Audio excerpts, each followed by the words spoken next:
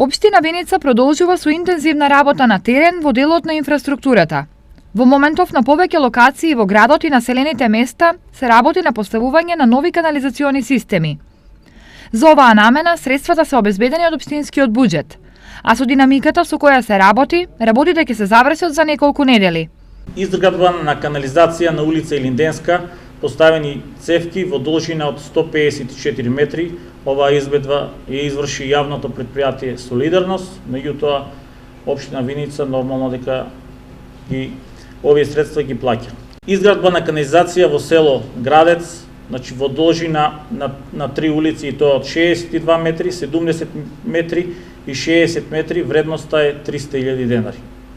Изградба на канализација во село Трсино, веќе почнуваме оваа недела, во должина од 100 метри. Работите на терен ги извршува јавното претпријатие Солидарност. Со цел во иднина работата да се олесни и да се работи поефикасно, општината во соработка со Министерството за финансии ќе набави нов ровокопач, чија вредност е околу 3,6 милиони денари.